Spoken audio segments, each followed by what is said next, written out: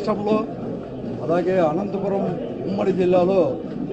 Telugu Desam party ఆధ్వర్యంలో కూటమి ప్రభుత్వం ఏర్పడిన తర్వాత దౌర్జన్యాలు కావచ్చు, అఘాయిత్యాలు కావచ్చు, రాజకీయ అరాచకాలు కానీ, అలాగే ఒక్కరు కూడా స్వేచ్ఛగా వ్యాపారం చేసుకునే పరిస్థితులు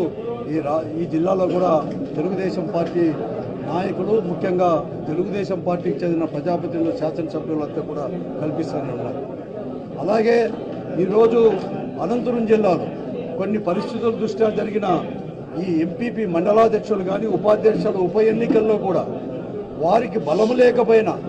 వారి గుర్తుపై ఒక్కరు కూడా గెలవకపోయినా, అంతా వైఎస్ఆర్ కాంగ్రెస్ పార్టీ ఫ్యాన్ గుర్తుపై గెలిచినా కూడా వారిని కూడా బలవంతంగా తీసుకొని పోయి అటు మున్సిపాలిటీలో కావచ్చు, కార్పొరేషన్లో కావచ్చు, మండలాల్లో కావచ్చు,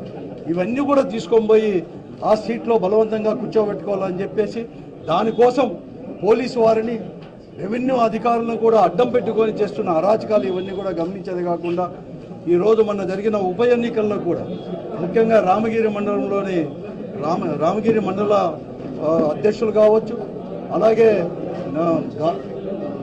గాన్లపెంట దాంట్లో కూడా అనేక కూడా దౌర్జన్యంగా చేసేది కాకుండా ఒక రాజకీయ హత్యకు కూడా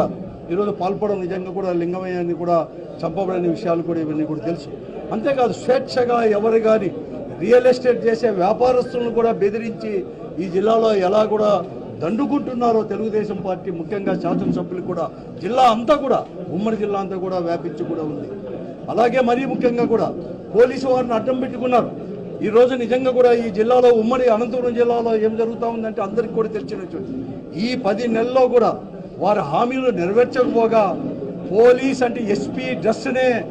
ఈరోజు తెలుగుదేశం పార్టీకి చెందిన, కూటమికి చెందిన శాసనసభ్యులు డ్రెస్ చేసుకొని ఈరోజు పోలీసు వారిని శాసిస్తూ ఉన్నారు. ఈ జిల్లాలో పోలీసు వారికి పచ్చ చొక్కాలు వేసుకొని ఈరోజు శాసనసభ్యులు ఎస్పీ యొక్క డ్రెస్ వేసుకుని వాళ్ళు ఏదైతే చెప్తే అది ఇది జీ హుజూర్ అనే పరిస్థితుల్లో కూడా ఈరోజు కూడా ఉంది. పోలీసు వారే ఈరోజు ఎంపీటీసీని ఎత్తుకొని పోయేది, శాసనసభ్యులు ఎత్తుకొని పోయేది, మాజీ శాసనసభ్యులను కూడా తాడిపిత్తుల లాంటి ప్రదేశంలో కూడా మీరు అసలు ఊర్లేకే రాకూడదు అంటే,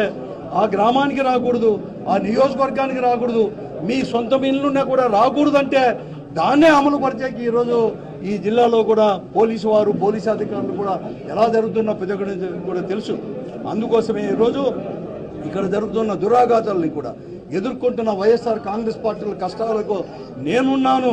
నేను కూడా మీకు తోడుగా ఉంటాను, అన్ని రకాల కూడా అండగా ఉంటాను అనే దాంట్లో భాగంగానే మరీ ముఖ్యంగా ఈరోజు లింగమయ్య ఏదైతే అత్తగావించబడో ఆ కుటుంబాలని కూడా పరామర్శించి ఒక ధైర్యాన్ని చెప్పి ప్రతి వైఎస్ఆర్ కాంగ్రెస్ పార్టీ కార్యకర్తకు కూడా ఒక ధైర్యాన్ని చెప్పడానికి ఈరోజు మంగళవారం 8వ తేదీ ఉదయం 10 గంటలకు చెన్నై కొత్తపల్లిలో హెలికాప్టర్ ద్వారా ల్యాండ్ అయ్యి అక్కడి నుంచి ఆ గ్రామానికి కూడా పోయి వారిని పరామర్శించకు వస్తున్నాడు. అందుకోసం ప్రతి పార్టీ కార్యకర్త 14 అసెంబ్లీ నియోజకవర్గంలో ఉండే ప్రతి వైఎస్ఆర్ కాంగ్రెస్ పార్టీ కార్యకర్త ప్రతి ఒక్కరు కూడా అందరూ కూడా స్వచ్ఛందంగా కూడా